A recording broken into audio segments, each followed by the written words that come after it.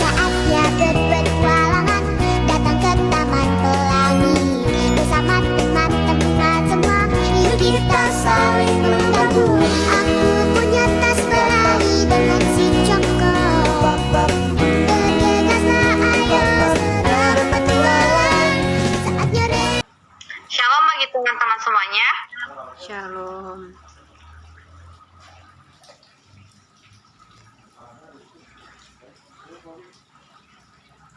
Izin perkenalkan diri, saya Paulina Lubatuko dengan NIM 2402283 dari kelas 1A program studi PGSD dari kampus UPI di Cibiru.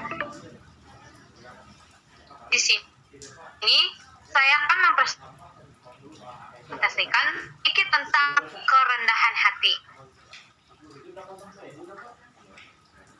Itu kerendahan hati. Kerendahan hati adalah sikap atau perilaku seseorang yang tidak merasa lebih unggul atau lebih baik dari orang lain, meskipun ia memiliki kemampuan, pencapaian, atau posisi yang tinggi. Sikap ini mencakup pengakuan terhadap keterbatasan diri, ketersediaan untuk belajar dari orang lain, serta berkontribusi dan serta menghargai kontribusi dan pandangan orang lain. Orang yang rendah hati tidak sombong atau membanggakan diri sendiri, dan ia terbuka untuk menerima kritik dan masukan atau saran dari orang lain. Karena kerendahan hati bukan berarti merendahkan diri, tetapi lebih kepada pengakuan bahwa setiap orang memiliki nilai yang sama dan layak dihargai. Selanjutnya yaitu ciri-ciri kerendahan hati. Yang menghargai orang lain, tidak membandingkan diri dengan orang lain atau merasa superior, terbuka terhadap kritik atau menerima masukan dan kritik dengan hati terbuka sebagai cara untuk berkembang. Yang ketiga itu tidak sombong. Meski memiliki kelebihan atau capaian, tetap bersikap sederhana dan tidak memamerkan hal tersebut.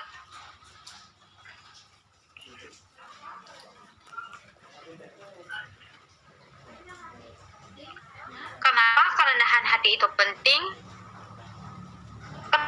Kerendahan hati itu penting karena satu, menumbuhkan empati. Orang yang rendah hati cenderung lebih empatik dan sensitif terhadap perasaan dan kebutuhan orang lain. Membantu kita memahami dan menghargai perspektif orang lain. Yang kedua itu menciptakan lingkungan yang positif.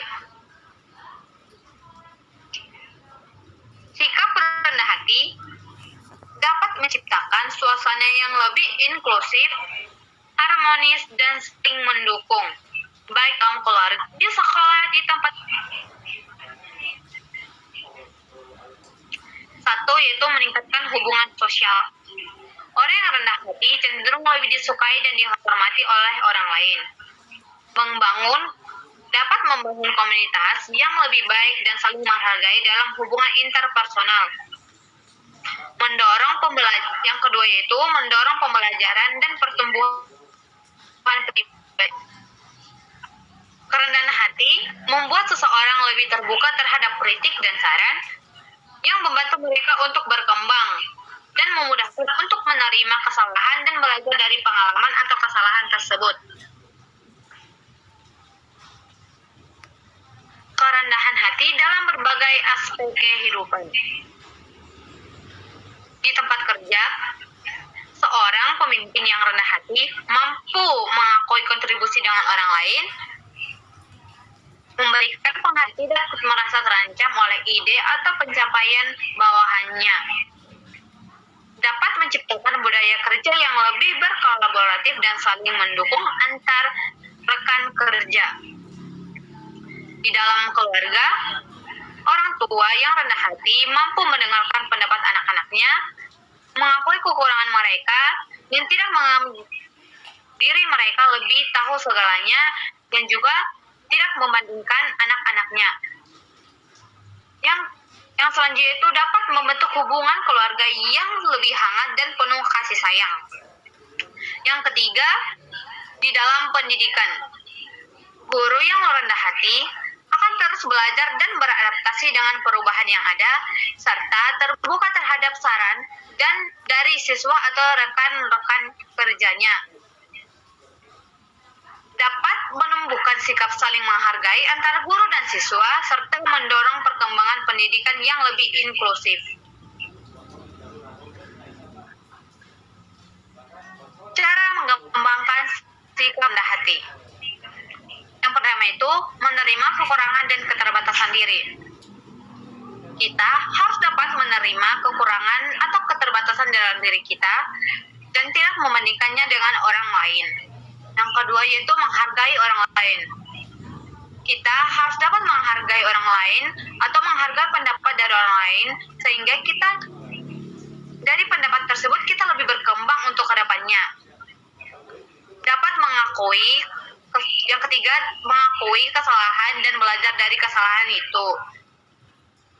Kita harus belajar dari kesalahan yang kita lakukan dan karena itu dapat mengubah kita untuk lebih baik ke depannya. Yang keempat yaitu berlatih bersyukur. Kita harus bersyukur atas apa yang kita miliki dan kita dapati sehingga kita tidak merasa kekurangan apapun.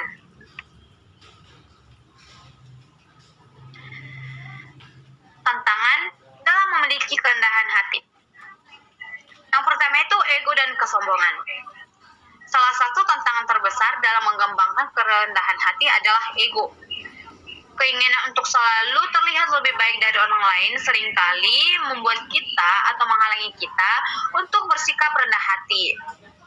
Yang kedua yaitu keberhasilan dan pencapaian. Terkadang, pencapaian atau kesuksesan yang dimiliki seseorang membuat dia merasa lebih tinggi atau merasa lebih superior. Hal ini bisa menurunkan sikap rendah hati dan menyebabkan kesombongan atau dapat menyembuhkan kesombongan. Kesimpulan, ini adalah sikap yang sangat penting untuk menciptakan hubungan yang sehat dan lingkungan yang positif. Meskipun tantangan untuk tetap rendah hati ada,